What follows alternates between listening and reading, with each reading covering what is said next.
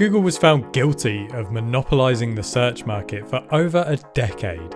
Big Tech was supposed to get its reckoning. The Department of Justice promised a landmark win. But the punishment? A few rule tweaks and a stern finger wagging.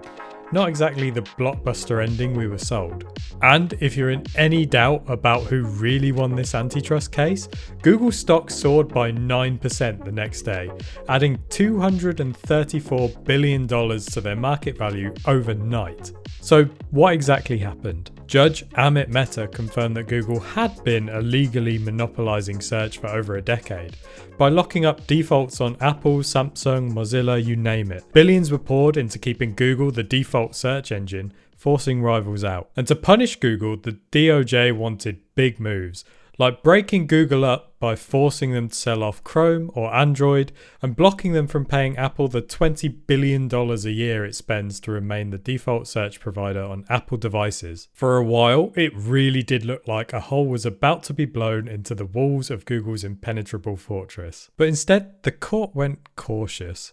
Judge Amit Mehta quoted, "There are strong reasons not to jolt the system and to allow market forces to do the work," end quote. So here's the outcome.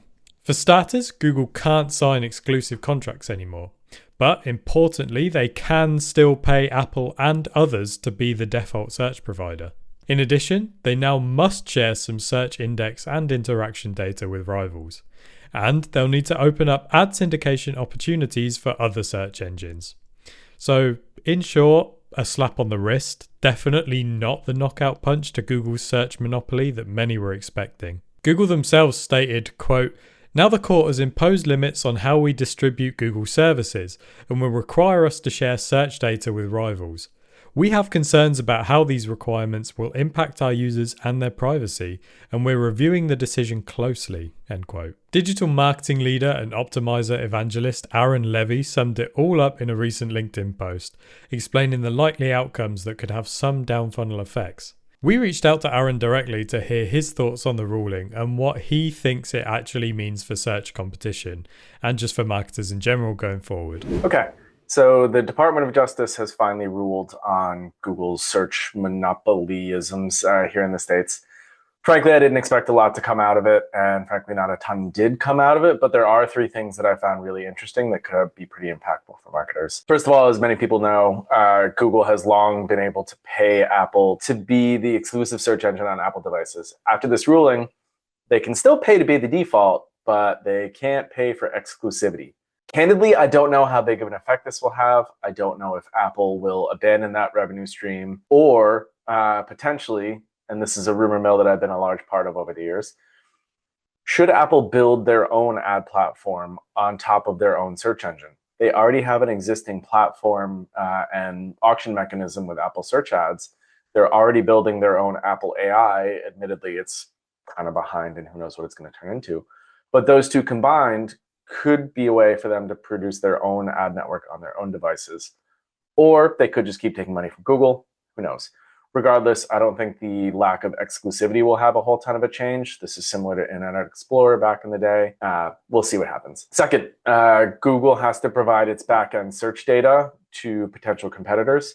This happened 5 years ago. I'd say it was a world changer. But given now everyone's kind of building their own generative search experiences, I'm not sure that this will provide all that much long-term value to the masses. But what I could see this being pretty useful for is fuel for new search engines. I am a tinkerer, so I have played with all of the Google-killing new search engines that have come out over the years.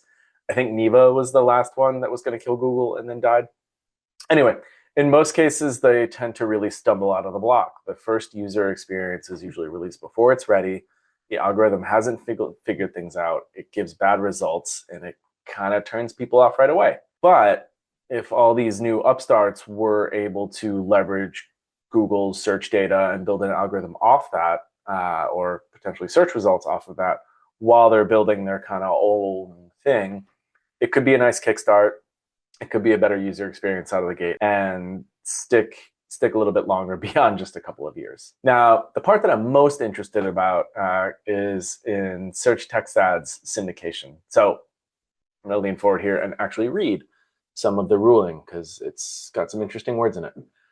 Google will also be required to offer certain competitor search and search text ad syndication services, which will open up the market by enabling rivals, potential rivals, certain competitors. That means that A, they don't have to offer it to everyone, and B, that means that they can potentially charge what they want. I don't know. We'll see. You think about most surviving alternative search engines like DuckDuckGo, Koshia, Ask, AOL, Yahoo still around. They all use Microsoft to power their ad experience, and they have for a long time. I don't know if they were blocked or if it was too expensive or if they were banned or what. But now that Google's going to be required to syndicate ads to certain competitors, they're presumably going to pick good ones, and they're presumably going to add a little bit more power to the search partner network. Couple that with the fact that Google just opened up visibility to the search partner network just literally a week ago. And frankly, a lot of us haven't liked what we saw. But combining those two facts gives me kind of an inkling that Google's going to look at building the search partner network out into something a little bit more meaningful. Potentially could be a defensive moat against some of the ad tech things they see coming down the pike from the other Department of Justice case. I don't know, but this kind of points to a much more meaningful search partner network. Whatever that may look like, who knows? But it's certainly something that I'm going to keep a close eye on. And there you have it. A big thanks to Aaron Levy for sharing his perspective. And if you're not following him on LinkedIn already, make sure you do. He definitely stands out as one of the most insightful and often entertaining voices in paid search. So in short, the DOJ proved Google was a monopoly, but the remedy leaves the system largely intact. Google gets to keep its crown jewel, Chrome.